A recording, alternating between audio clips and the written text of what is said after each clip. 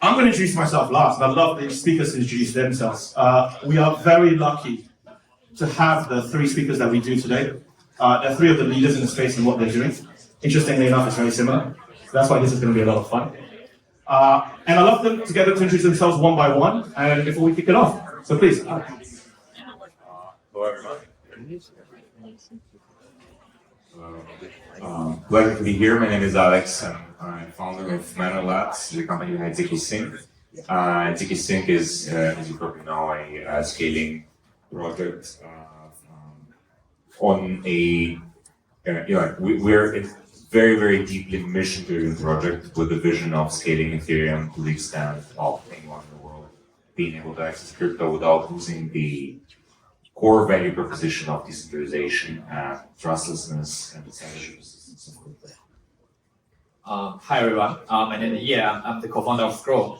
So zkRoll is building a Taiko level compatible zkEVM solution, scaling solution for Ethereum. Our goal is for user and developer. The experience is exactly the same as when you are interacting with Ethereum. Everything is compatible, and also we are very value driven, very technical heavy. We also apply very advanced research to solve this problem, and also strictly stick to Ethereum's values, like not only decentralization but also its openness, community driven, credible neutrality, and every great values Ethereum has. Not taking too kind of aggressive or shilly approach to kind of acquire user or developer, but taking a really technical approach to kind of grow our community in an organic way and stick to our core values. And we're aiming to be the trust layer, in the future for all the trustworthy applications, and also empower more real-world use cases.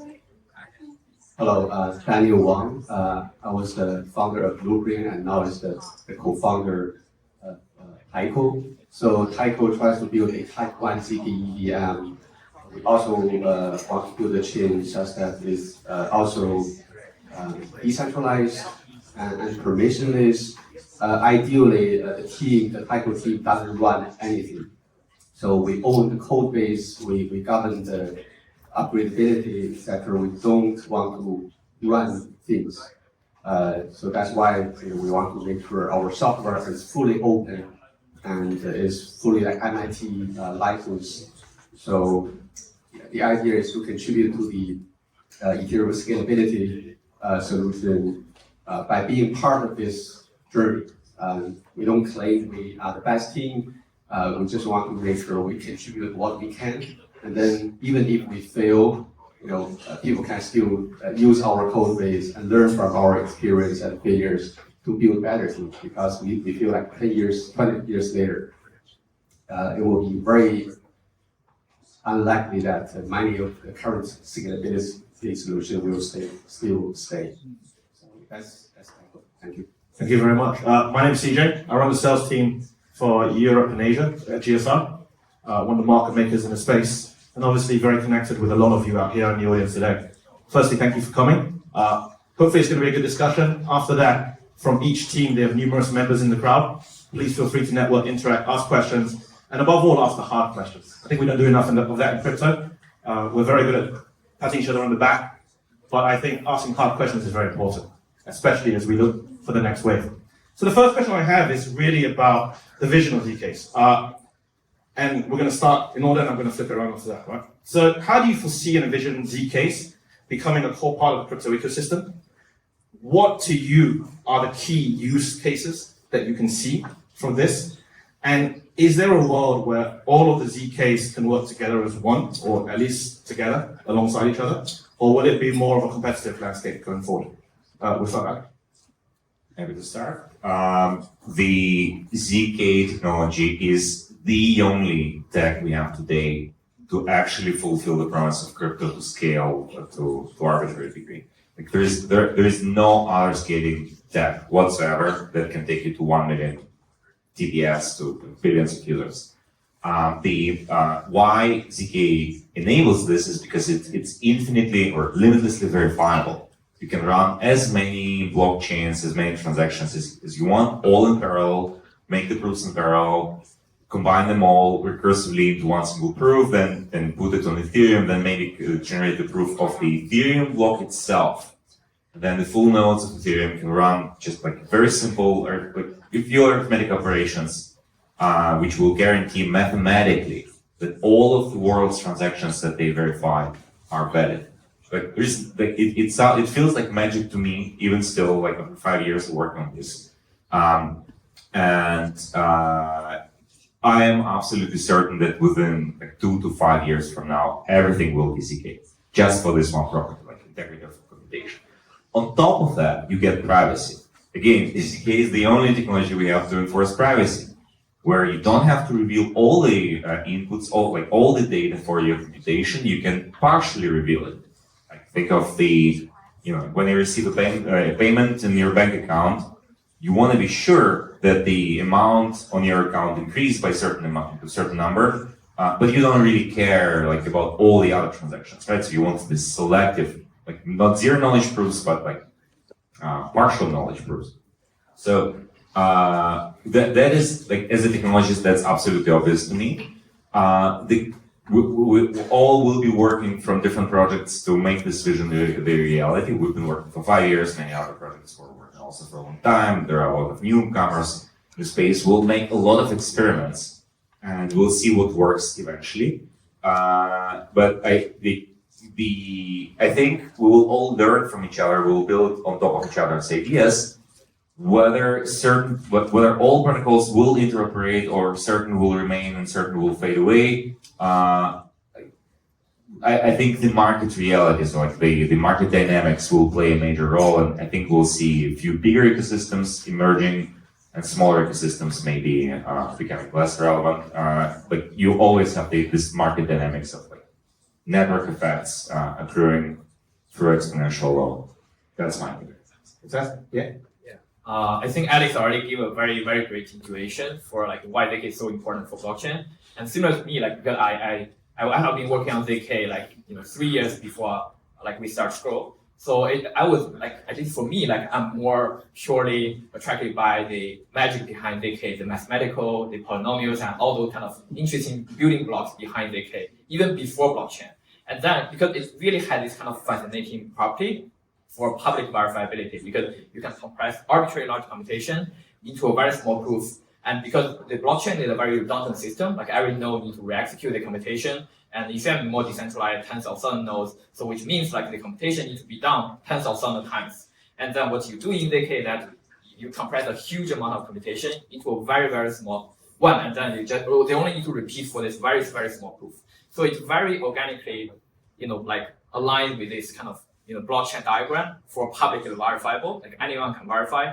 And I think it's also part of Vitalik's like vision for eventually people can run like their line node or whatever on their phone by just verifying the proof instead of doing the settlement, instead of like doing a lot of execution themselves. So it really moves the most expensive execution part off chain. So that's why I also believe that the future is more cryptographic. But for ZK like in general, there are still a lot of even besides scaling solution, there are scaling, privacy, that's the most two important applications in blockchain space. There are people are still doing more exploration like ZK machine learning and a lot of other ZK applications. I do see there are some interesting use cases, but I still believe that the largest one we're still in the blockchain space because you have some strong need there. And for machine learning and for large applications, you still need order of magnitude performance improvement to make that really feasible. So that's why I believe that in a world maybe in 5 years, in 10 years, where there is still you need to solve the problem of trust. And because ZK can make every computation become verifiable and trustless. So that's why I think the more trust you need, the more powerful ZK will bring. And for the kind of the future of different ZK projects, for different ZK protocols, I definitely believe that exactly the same as Alex mentioned. Some will be larger, accruing more network effect, stick to some security principle and keep improving performance or whatever. And some will become smaller ecosystem, but maybe different ecosystem because different chains have different mission. Some are maybe for gaming, some are maybe for social, some are more general purpose, want to become the most trustworthy. Some might build their own ZK solution.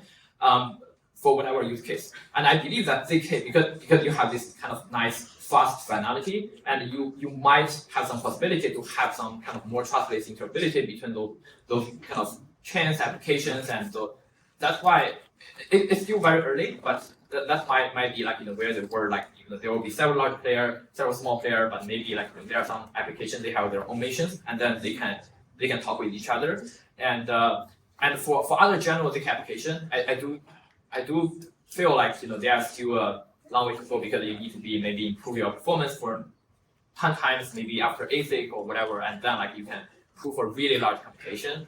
And even like because people are building some like RISC-V or whatever like instruction, you have maybe after you execute any program, if your proof generation is fast enough, you can always have a proof for whatever you execute. So that's also like very large vision, but maybe in 5 to 10 years. But recently, it's more like blockchain use case, scalability, and privacy. Sure. Daniel? Totally agree with what you said. So for those of you who are not technical, I think the zero knowledge proof is actually just a tool to make sure you can verify some computation without redoing it again, right, on chip. On top of that, you can achieve like privacy, but I think maybe because regulation is going to be a long way, I think it's over optimistic to say privacy will be here available for everybody anytime soon. I'm not a ZK expert, but when we developed Blueprint, the first zk-Rollup, we use like row 16, so we write C code. So like a torture to us. Now we write like a big table, like Wang L2 big table. It's still a torture to us. So I think the tooling is not there yet.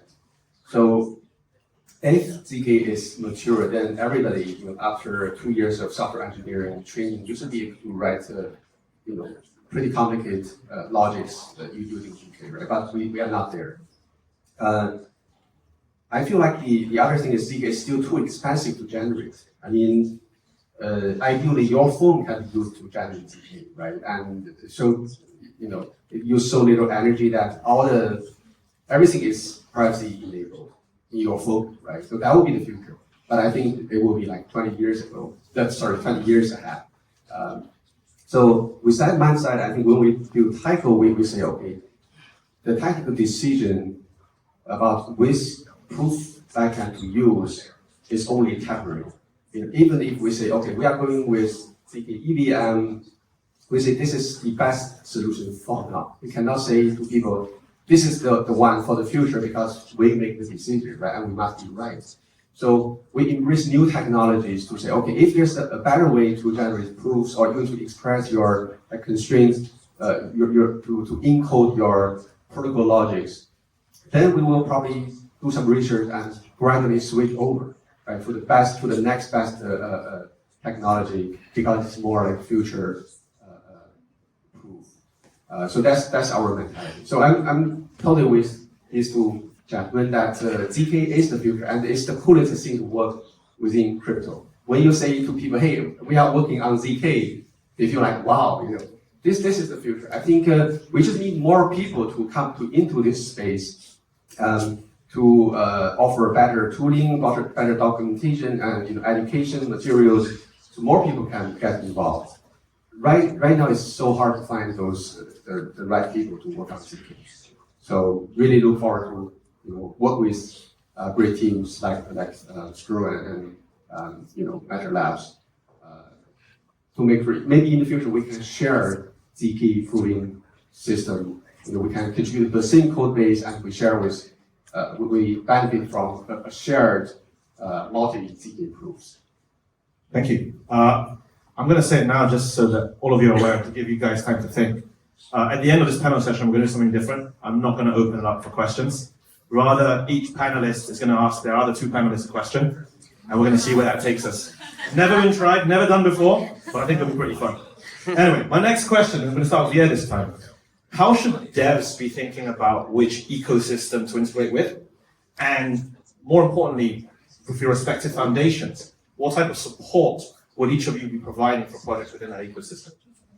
Yeah, that's a great question. Actually, like our philosophy, like in this dimension, is maybe quite unique, different from other layer twos, and it's more similar to what Ethereum want to have. Like the vision of Ethereum is that it wants its ecosystem to be an infinite garden, because it's like what's like as I remember, certainly like the ecosystem of Ethereum is just too great to be predicted, and if you involve too much in your ecosystem and you kind of pick early winners, you pick your favorite among your ecosystem, then it's very unlikely you will have infinite garden, because you are directing where your ecosystem will go, and your foundation control the direction of, okay, I like game, then like my chain go to game direction.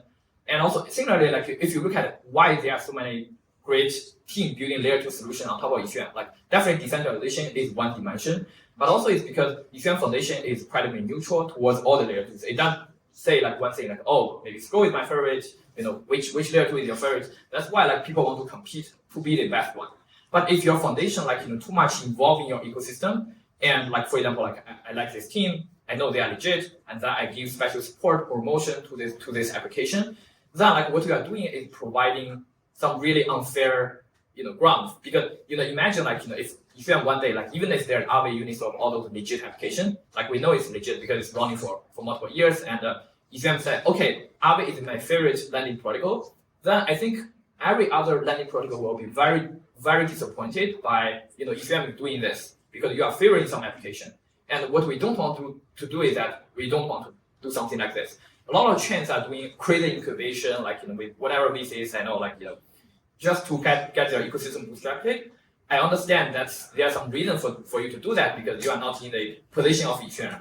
But what we want to do is that from starting point, we are less, market, less shilling, because we want to kind of cultivate such kind of culture for infinite garden, collaborative. And so at the foundation, what we do is that doing our best to build the best protocol, providing stable protocol layer for you to kind of really easy to integrate, for you to kind of don't need to worry about chains, stop or whatever security issues you have, and providing the best, a really simple to use and secure system, not like adding too many fancy features or become the most trustworthy places where you don't need to worry about anything, and also provide a fair playground for anyone to come and to compete to be the best, whatever ecosystem, on Scroll. And so that's our philosophy. We don't want to involve. We want to kind of play more trying to create more initiative that playing more organic and more neutral playground for every ecosystem. But it doesn't mean we are rejecting every application. Every time application come to me, okay, so this foundation is giving me this foundation is giving to me. Can you work on with this? It's really in a tough position, because maybe some teams are really great, they're building great product, but as a chain, you can't do something like this, because it's not great for 3 years, 5 years, 10 years. And also I strongly believe the strongest and the most resilient community grow together by shared values, people to come together, not because you are giving money, because if ecosystem becomes a money giving game, that is a zero-sum game. It's not really beneficial for the whole space, because maybe 10, this day I gave this project 10K and Pauline gave 50K or whatever. It's like competing for how much money you can get this project, and then those come for profit will also go for profit, and that's already been proven for many chains ecosystem. So we really want to stick to Ethereum's vision for building whatever a protocol should be, and become the kind of the most credible neutral, the most openness, the most community driven, this, and really stick to those values. Well, we are developing our ecosystem, and also our demo is more cultivating. Hexagon is way more neutral than working with just one team. And we are doing a lot of workshops, education workshops, hackathons, doing open source initiatives, and eventually more and more initiatives, trying to kind of be neutral while still helping a lot more projects instead of just specific one. So Fantastic. Thank you. Daniel? Okay. So Taiko being a Type 1 zkEVM, we really don't want to give money away for free as well, because we know what the experience for developers look like. It's the same as Ethereum, so we don't have to re-educate the experience. So But we also want to set up a grants program to make sure if you have new ideas, they can have resources to build those new ideas on top of Taiko. But we are not trying really hard to say, okay, come to Taiko, use Taiko as your chain, right? Usually we say, build on Ethereum, but scale on Taiko. You don't have to assume Taiko will be the chain that will eventually be the very successful one. Build on Ethereum, right? There will be other chains that you can migrate to, because more and more chains, more and more layer 2s will offer similar user experience or developer experience. You better bet Ethereum is there, and then you have other options. Taiko may not be the one that you want to use in the future once you scale it. But we offer similar developer experience, so it takes nothing to just migrate and give it a try. If you don't like Taiko, you just give it up, right? So zero cost. So I think we choose type 1. We know it's challenging, it's very difficult, and the prover runs much longer than other zkEVMs. But once we can conquer this problem, we spend less energy and resources on ecosystem development because the message is so clear, right? So that's our approach. The Taiko is not built for certain sector, certain type of apps.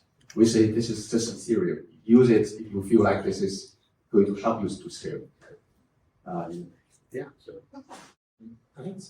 Well, since this gentleman don't want to give money to projects, I can only invite you guys to Where? What else can you do? I fully agree with what both Ian and Daniel just said, but I want to provide a counterpoint to Ian's arguments. It's incredibly important to maintain credible neutrality. This is what Ethereum has done really well.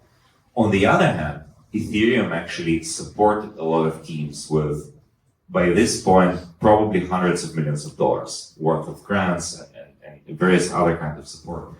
A lot of teams who are building the L2s, the Optimism and zkSync and others, received initially grants from the Ethereum Foundation to get bootstrapped and to start. So, a lot of teams who are building some things for the first time, like the Uniswap, received a lot of support in the media side from Ethereum Foundation, from Vitalik personally. It was heavily supported and promoted, right?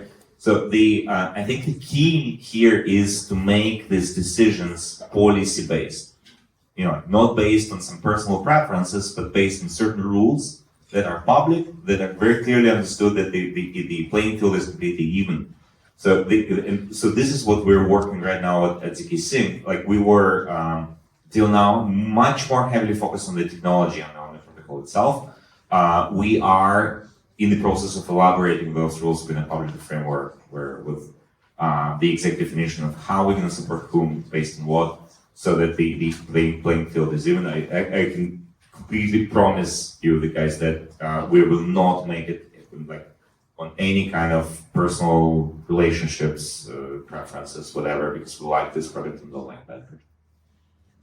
Yeah, I just add one thing. We also will have some grant program, but what we are supporting is not certain application. It's more like research, public infrastructure, and public goods. So those three, no one thinks we are favoring this research because it's shared by everyone. No one is we are not favoring this infrastructure because it's shared by everyone. But what we are trying to avoid is certain applications we favor, and people will perceive it that way. And also another thing trying to add to that, I believe that definitely policy-based is great.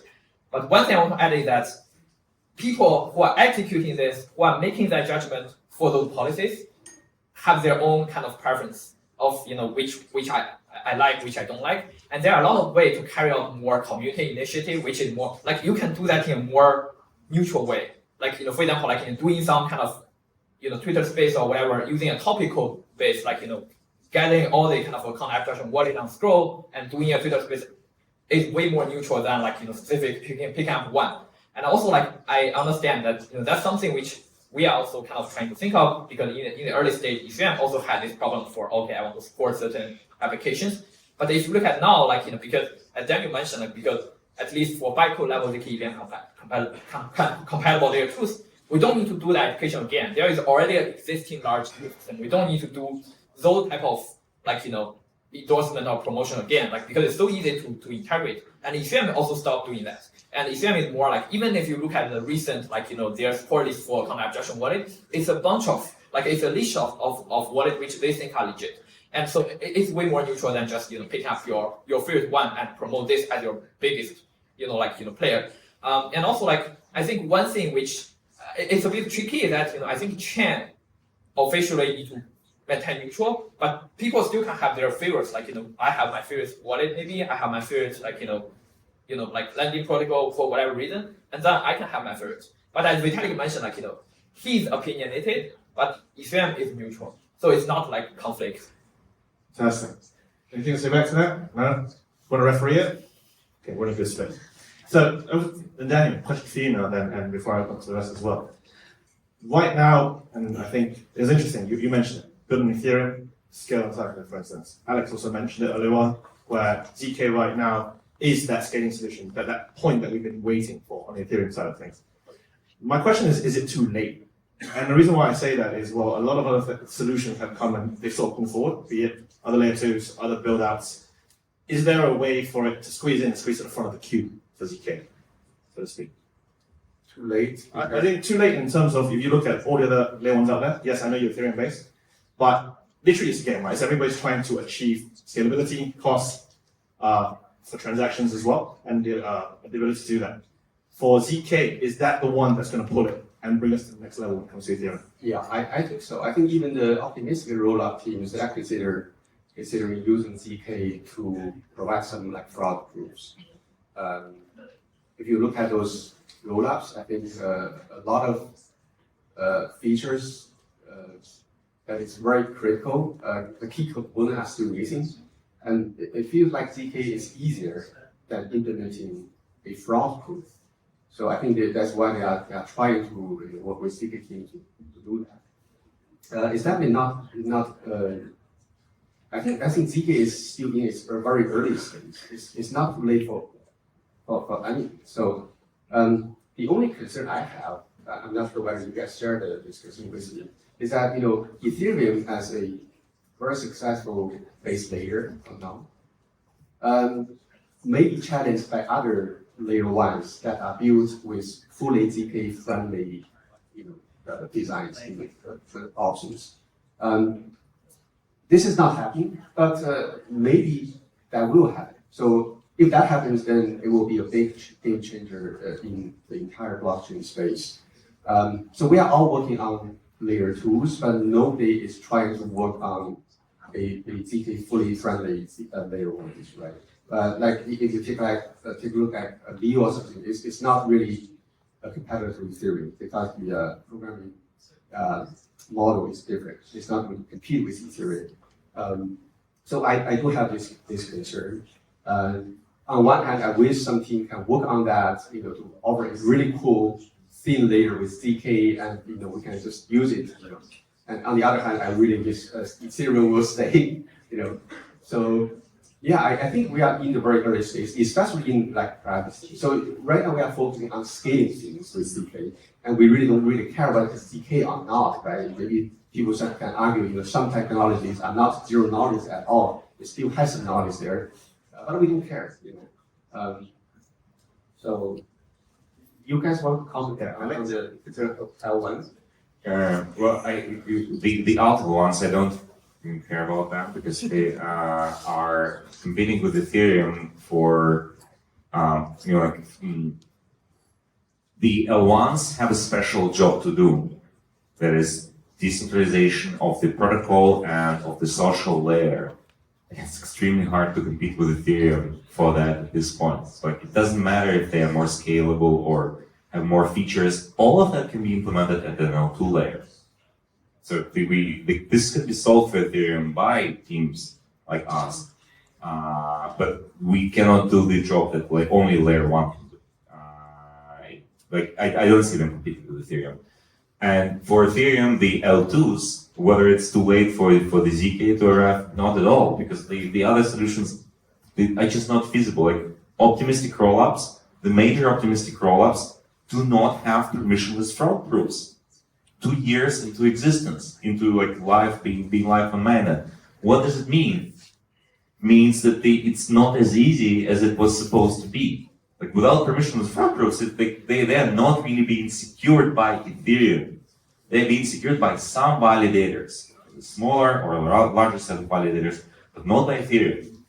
Whereas zk-Rollups in like whatever, all the rollups that are launched are actually secured by Ethereum. The full nodes of Ethereum verify indirectly through math and cryptography all of the transactions that happen on the zk-Rollups. And this situation, you know, it just points that the ZK is essentially more mature than all the other scaling methods. So like, we're just right on the time to accelerate and boost it up. Yeah, Ye's gonna have fun. He's laughing all the way on that one. He's like enjoying himself. Go for it. I agree with Alex a lot. But like, I'm also not like I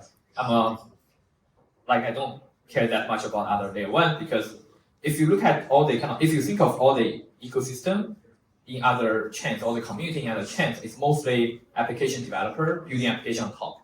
But Ethereum's community is just qualitatively different from other ecosystems. The community is like different layer twos, MEV researchers, and different having client diversity. People are building something really hardcore and really tough, like on top of Ethereum, like Ethereum research, and every time like people are coming up with new ideas to trying out stuff on Ethereum. So that's why I think it's so unique. It's not just technical decentralization, but also like the community is so unique. It's not because Ethereum playing this kind of subtraction to kind of empower other people to build stuff instead of it takes all the kind of it builds its own layer two, it's building like everything itself, but it's doing subtraction and empower other people to build stuff. So that's why I think like building a settlement layer, like building community that way is the best thing for Ethereum. So that's why like we want to inherit this kind of existing community, because eventually over 90% of the execution transactions will be done on layer two. So that's why like I believe like layer two has a way larger opportunity, and all Ethereum ecosystem as a whole will be way better than other layer one. And also like there is a proven record from 2017, like there are a lot of Ethereum killer layer ones, but if you look at where they are right now, it's different. And even if there is some bull market, there are some new chain hype, people come to there, and then but like when the price goes down, like people go back to Ethereum because they want to store their asset there.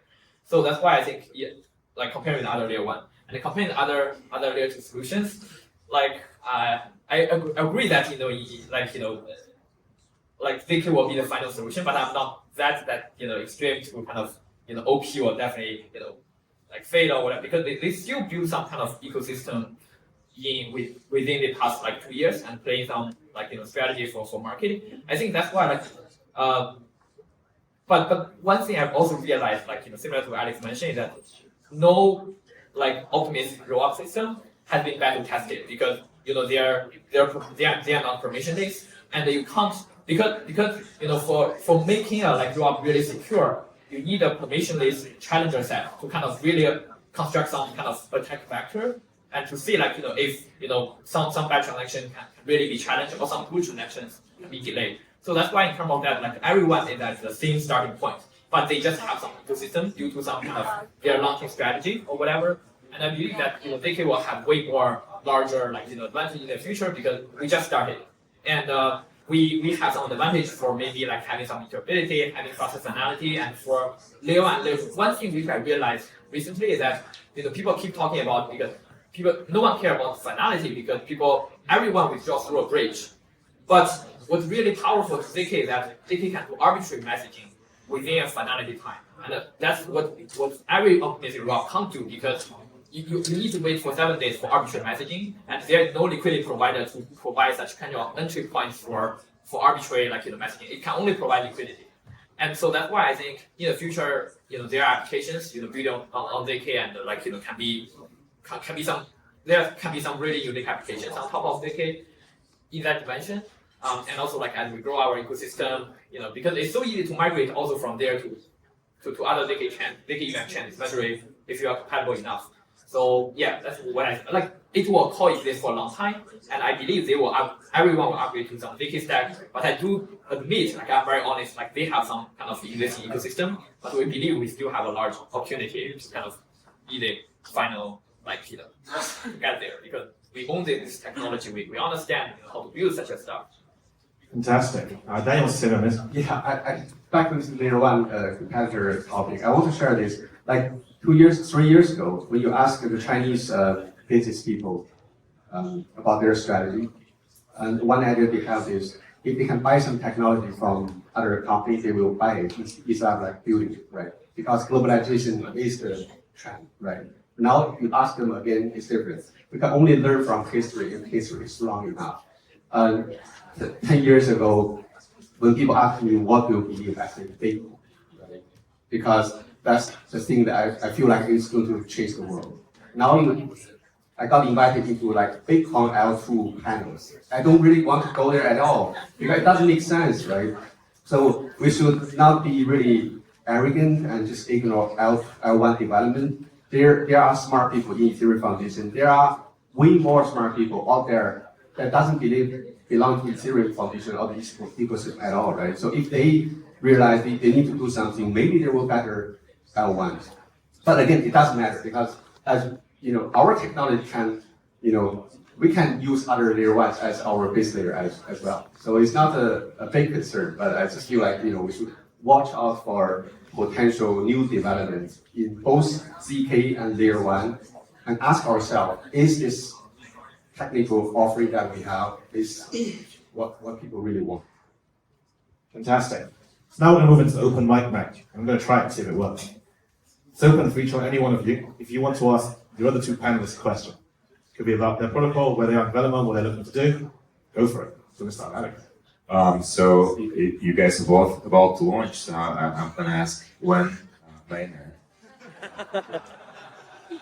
And specifically with the context of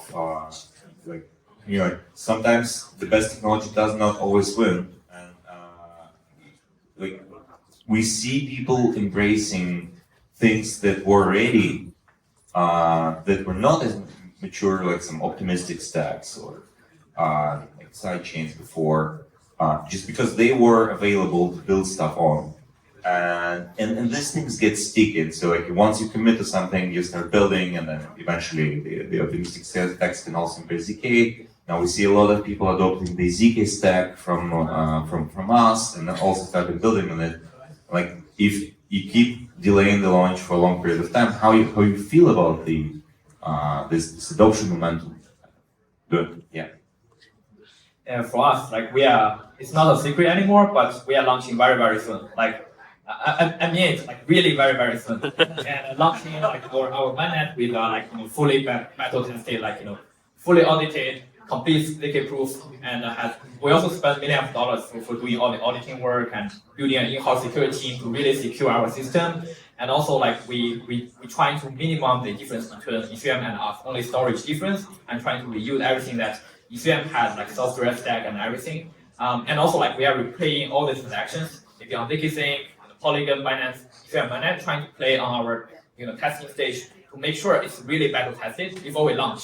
And we will do a fair launch. There is no whitelist to kind of be early on mainnet, but we take a very steady approach to kind of launch when we are super confident. And it's coming very soon because from pre-alpha testnet to alpha testnet to this kind of Sequoia testnet very recently, we have been testing for over a year. So I think we are in a stage of finally launch. So we that's why we start thinking about our ecosystem philosophy, community philosophy. So I think it's not that late because we still don't see any kind of new qualitatively higher application from other ecosystem. Even they launch maybe months earlier, even 1 year earlier.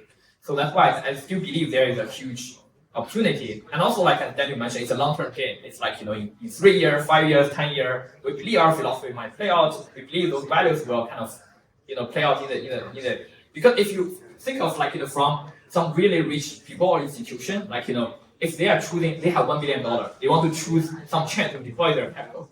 And I don't think any layer 2 is satisfy their kind of requirement for what you are building. So I think we want to reach a point where everyone by default think it's secure enough, I think that takes a very long time. Everyone is on the starting point. So I don't think it's like this momentum really matter that much, but what really play out in the long term and how you build a strong ecosystem, that matters. We had like 4 testnets, and there are still 3 more to go. And we also need to test the block transaction. Without that, I'm not going to launch 3net at all. So we are going to wait for that.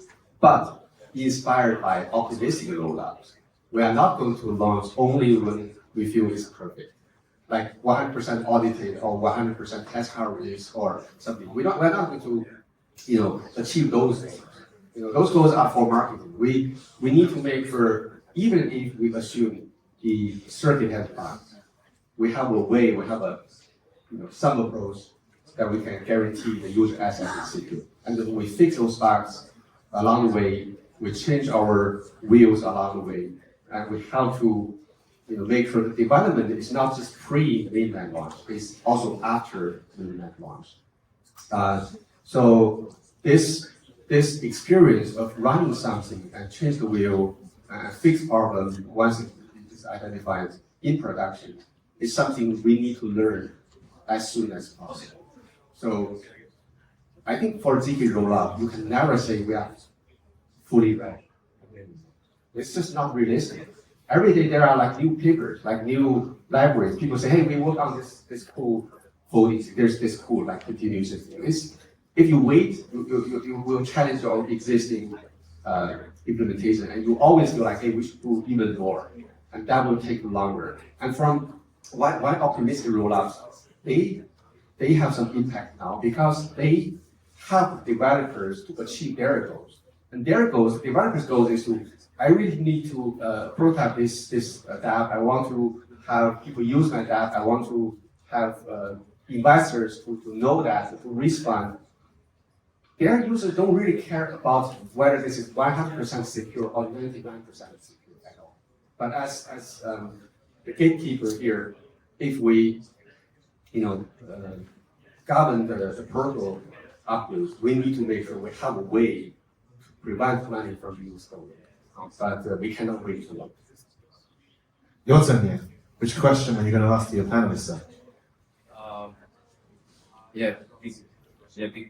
I'm trying to think of a question that is general enough for different stage of their truth. And so where do you see like your protocol will be at in 5 years, including like what do we envision at your proving time, as like who will be using your protocol, what will be the manuscript, like what will be your protocol look like in 5 years, and also like what's your strategy for getting there. And also for if that's too broad, and most the question is that how do you get to a point where your ecosystem is qualitatively higher than maybe other ecosystem, and how you really get some enough high quality project building on top of that, and keeping this kind of role, this kind of wheel running. This is a great question. I'll have to answer. In 5 years, we will for sure fulfill the technological requirements. We will implement the technological vision for zkSync. This vision is rooted in the idea of hyperscalability. So we've been very consistent about the values and philosophy of zkSync project from the inception for the past 5 years. We recently did an effort to formalize it with concrete positive formulations in a manifesto called the ZK Credo, where we outline very specific properties that the protocol must fulfill, whatever we need to build for blockchains in general, in order to serve as the foundation of the emerging Internet of Value. And among these properties, you have trustlessness, full verifiability from the ground up. You have censorship resistance. You have various other things, privacy, and most importantly, hyperscalability. What does that mean? Is that your protocol must, or your blockchain ecosystem environment, overall. I'm not speaking about zkSync specifically. I'm speaking about Ethereum as a general thing. Must scale like the internet, meaning you can add as many users as many new applications and process as many transactions as is necessary. Not being inherently limited by some magic number. Oh, we have this bandwidth of 1 megabyte per second and we cannot exceed that. You know, internet does not have an inherent limit on its bandwidth. You can always add more servers, more data centers, more end devices, more data links. You can then process like arbitrary many transactions, right? It can grow infinitely. And this is something we're building with, this is something that ZK proofs enable. And we have a specific architecture for hyperscalability. We have an FAQ page on zkSync documentation called hyperscaling.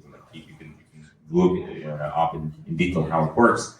But essentially the future is multi-chain, where all the chains are using certain minimum shared standards. Just like all the internet servers use the IP protocol to connect to each other, we must have something like the zk protocol that forms this foundation where all the systems can talk to each other and trust each other because the code, because the messages they receive are backed by zero knowledge proofs, and they're connected in a network that can basically function like the internet, like the email. You have your address. I have Alex at MetaLabs.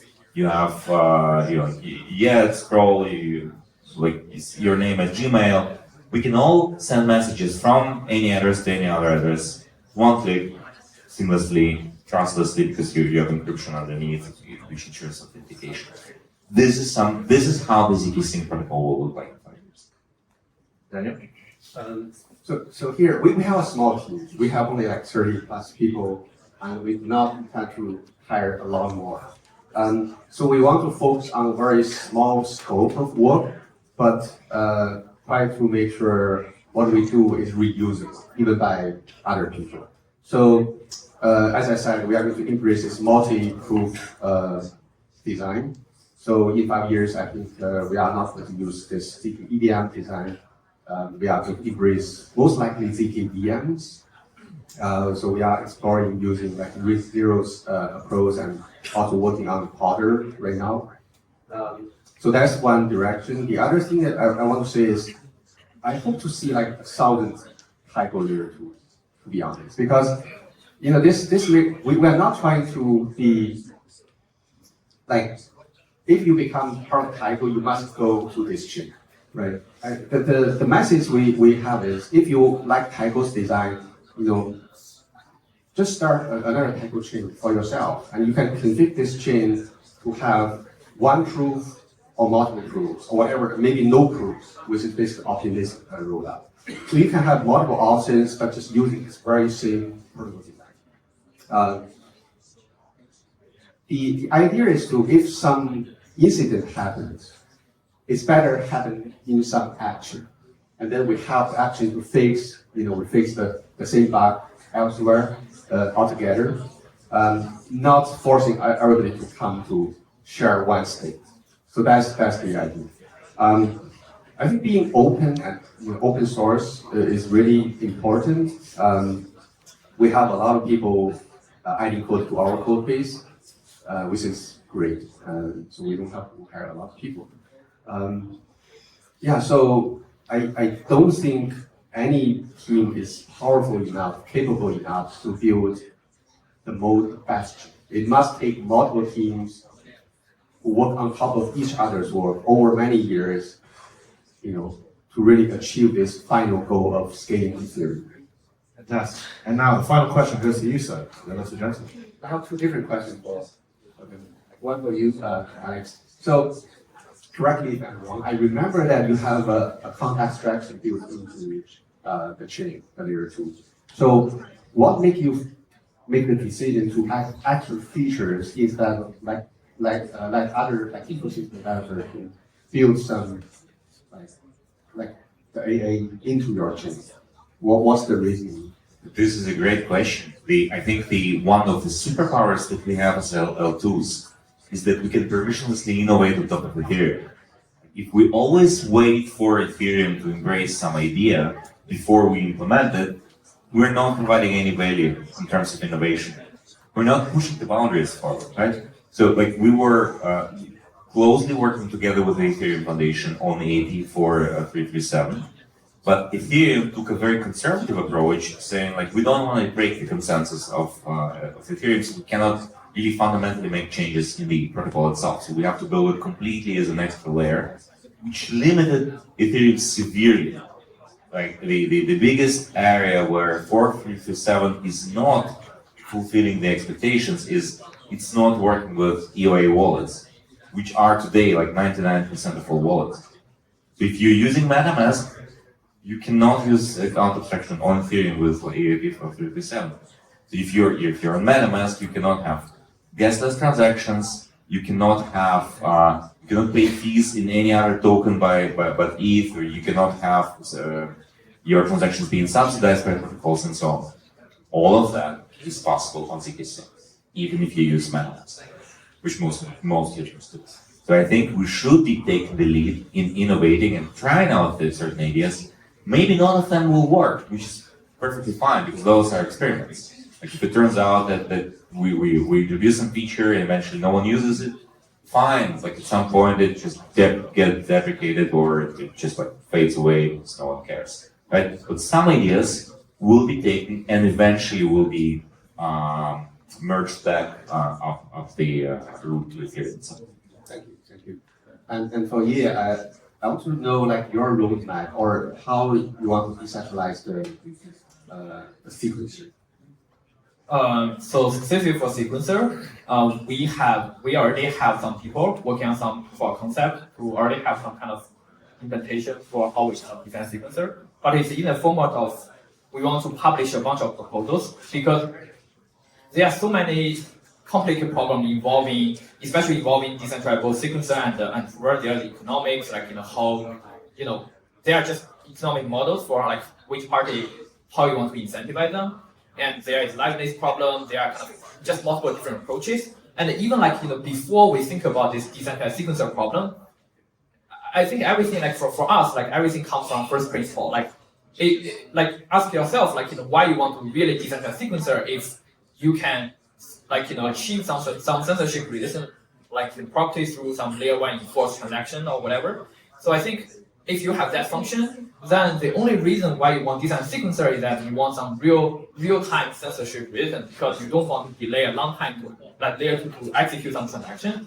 And then, but how many applications are really urgent for that property, and whether there are some other ways, even without running in this decentralized way, you can solve this problem. Maybe it can be solved through maybe you send some transaction to a sequencer give you some timestamp or whatever, signature, whatever, magic crypto parameters you use to also guarantee this property. If you can guarantee this property and also this kind of censorship resistant problem, why you really want this? So we are keep thinking of this problem, but at the same time, we will publish a bunch of proposals for how we do that. And also we are building some simulator, which might also benefit your network and even dump trading and ongoing all the EIPs, which is a very general purpose simulator that can simulate all the network conditions.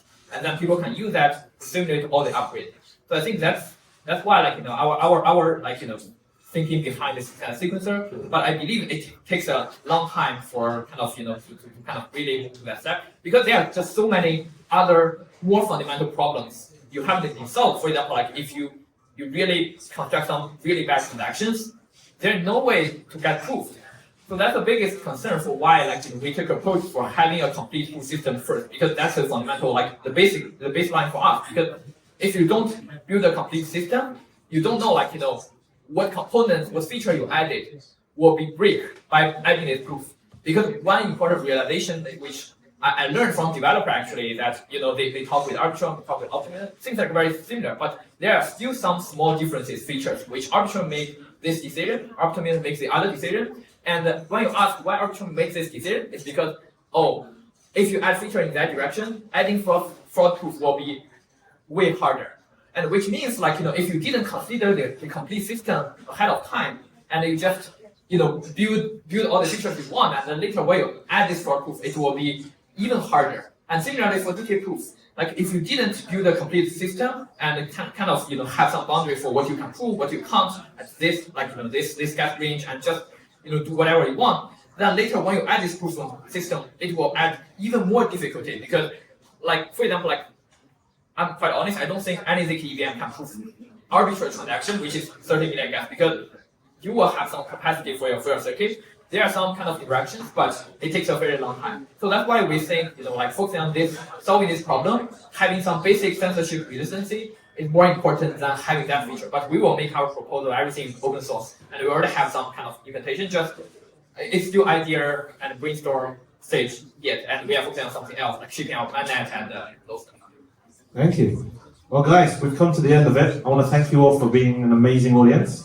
And most importantly, thanking the gentlemen on the panel today. It has been an extremely enjoyable discussion. Thank you, everybody.